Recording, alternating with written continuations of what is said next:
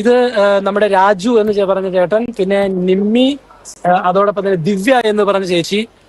അതില് രാജു ചേട്ടനും നിമ്മിക്കും 3 കുഞ്ഞുങ്ങളാണുള്ളത്. മറ്റേ ദിവ്യ ചേച്ചിക്ക് 2 കുട്ടികൾ. അവർക്ക് അവരുടെ കുഞ്ഞുങ്ങൾക്കൊക്കെ ഫ്രാൻസിസ് മാർപ്പാപ്പയുടെ ഒരു സ്പർശനം ലഭിച്ച ഒരു കുടുംബമാണ്. നിങ്ങൾക്ക് അവരെ സംബന്ധിച്ച് തീർച്ചയായും അത് നല്ല ഓർമ്മകളാണെങ്കിലും ഫ്രാൻസിസ് മാർപ്പാപ്പയുടെ സ്നേഹം അല്ലെങ്കിൽ ആ സ്പർശം കുഞ്ഞുങ്ങളെ കയ്യിലെടുക്കുമ്പോഴും തങ്ങളുടെ പ്രിയപ്പെട്ട ഇടയൻ മരിച്ചുപോയതിന്റെ ദുഃഖവും സങ്കടവും അവരുടെയും സംസാരങ്ങളിൽ നിന്ന് വ്യക്തമായിരുന്നു. ഏതായിരുന്നാലും അവർ ഫ്രാൻസിസ് മാർപ്പാപ്പയുമായി അവർക്ക് ഉണ്ടായിരുന്ന ആ ദൈവാനുഭവം ആദ്യം അവർ പങ്കുവയ്ക്കും. ഞങ്ങളുടെ 3 കുട്ടികൾക്കും പാപ്പയുടെ ബ്ലെസ്സിങ് കിട്ടിയവരാണ്. മൂത്ത കുട്ടി 2016 പാപ്പയുടെ പേപ്പൽ ഓഡിയൻസിൽ ബ്ലെസ്സിങ് കിട്ടി. 2ാമത്തെ കുട്ടിയും 2019 കിട്ടി. 3ാമത്തെ കുട്ടി 2021 ഞങ്ങൾ കൊറോണയുടെ ആ സമയത്ത് ഇങ്ങനെ വത്തിക്കാൻ ഈ സ്ക്വയറിലല്ലായിരുന്നു, ചെറിയൊരു ഓപ്പൺ സ്പേസിലായിരുന്നു. അപ്പോ പാപ്പ നടന്നു വന്നിട്ടാണ് അന്ന് എല്ലാവരെയും കണ്ടിരുന്നത്. ആ സമയത്ത് ഞങ്ങൾക്ക് ഫാമിലി ആയിട്ട് ഞങ്ങളുടെ അടുത്ത് വന്ന് മക്കളുടെ പേരൊക്കെ ചോദിച്ച് സംസാരിച്ച് അന്ന് ഞങ്ങൾക്ക് വളരെ സന്തോഷമായി. അപ്പോ എല്ലാവർക്കും ബ്ലെസ്സിങ് കിട്ടിയ ദിവസമായിരുന്നു അന്ന്. ഇവര് എല്ലാവർക്കും ബ്ലെസ്സിങ് കിട്ടിയെന്ന് പറയുമ്പോ ഇവര് പറഞ്ഞൊരു കാര്യം ഞാൻ ഓർക്കുന്നത്, ഓരോ കുഞ്ഞുണ്ടാവുമ്പോഴും ഇവര് ഫ്രാൻസിസിന്റെ അടുത്തേക്ക് മാർപ്പാപ്പയുടെ അടുത്തേക്ക് ഓടി വരും. അങ്ങനെ ഓരോ കുഞ്ഞിന്റെ ആശീർവാദം കിട്ടി അങ്ങനെ 3 കുഞ്ഞുങ്ങൾക്കും ഫ്രാൻസിസ് മാർപ്പാപ്പയുടെ ആശീർവാദം കിട്ടിയിട്ടുണ്ട്. ഇവര് നാട്ടില് പല സ്ഥലങ്ങളിലാണ്, പക്ഷെ ഇവിടെ റോമിൽ വത്തിക്കാനിൽ നിന്നും അധികം ദൂരമല്ലാത്ത സ്ഥലങ്ങളിൽ താമസിക്കുന്ന കുടുംബങ്ങളാണ്.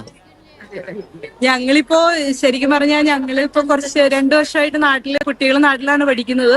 അപ്പൊ എല്ലാ വെക്കേഷനിലും ഞങ്ങൾ ഇവിടെ വരും. അപ്പം എനിക്ക് തോന്നുന്നു ഞങ്ങളിപ്പോ ഈ വന്ന സമയത്ത് തന്നെ പാപ്പയുടെ മരണവും, അപ്പൊ ഈ സമയത്ത് ഞങ്ങൾക്ക് അത് കാണാനും കൂടി ഒരു ഭാഗ്യം ലഭിച്ചു.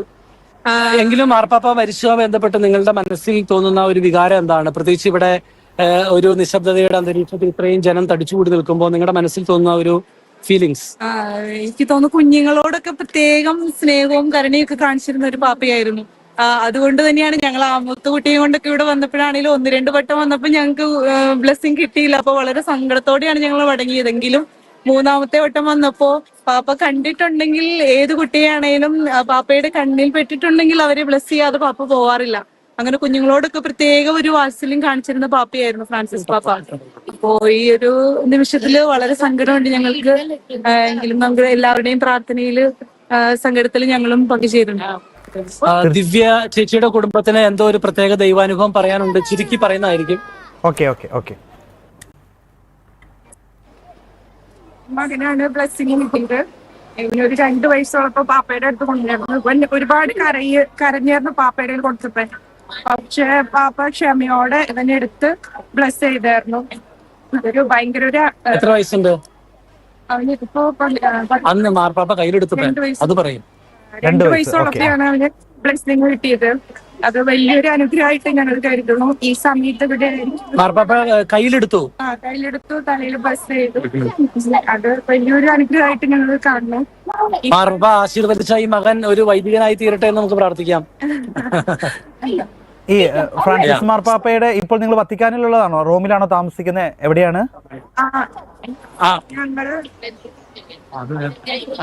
ഇവര് വത്തിക്കാന്റെ അടുത്താണ് താമസിക്കുന്നത്. ഡിജോ, ഞാൻ ഈ പടം നിങ്ങൾക്ക് കാണാൻ സാധിക്കുമെന്ന് അറിയത്തില്ല. മാർപ്പാപ്പ ആ കുഞ്ഞുങ്ങളെ കയ്യിലെടുത്ത ആ പടമാണ്. അപ്പൊ ഇവര് പറഞ്ഞിരിക്കുന്നത് ഈ കുഞ്ഞ് ഒത്തിരി കരച്ചിലായിരുന്നു, പക്ഷെ മാർപ്പാപ്പ വളരെ അത് വേറെ കുഞ്ഞാണ്. ഓക്കെ, ഏതായിരുന്നാലും ഇവരുടെ കുഞ്ഞുങ്ങൾ തന്നെയാണ് ഇവിടെ നിൽക്കുന്നവരുടെ. മാർപ്പാപ്പ കയ്യിലെടുത്തതും ആശീർവദിച്ചതും. ഓക്കെ, എന്തായാലും മലയാളി കുടുംബങ്ങൾ, നിങ്ങൾ ഫ്രാൻസിസ് മാർപ്പാപ്പയെ നിങ്ങൾക്ക് നേരിട്ട് കാണാൻ സാധിച്ചു. ഒപ്പം എനിക്ക് ഇന്ന് ഫ്രാൻസിസ് മാർപ്പാപ്പയുടെ ആ വിയോഗത്തിലും ഫ്രാൻസിസ് മാർപ്പാപ്പയുടെ അവിടെ വന്ന് നേരിട്ട് കണ്ട് പ്രാർത്ഥിച്ച് ഫ്രാൻസിസ് മാർപ്പാപ്പയിൽ നിന്ന് അനുഗ്രഹം നേടാൻ സാധിച്ചു എന്നുള്ളത് വളരെ വലിയൊരു കാര്യമാണ്. തീർച്ചയായും ഡിജോ. അപ്പൊ ഏതായാലും കുടുംബത്തിന് പ്രത്യേകമായിട്ട് നന്ദി പറയാണ് ഗുഡ്നസ് ടെലിവിഷന്റെ പേരിൽ ഈ ദൈവാനുഭവങ്ങൾ പങ്കുവെച്ചതിന്.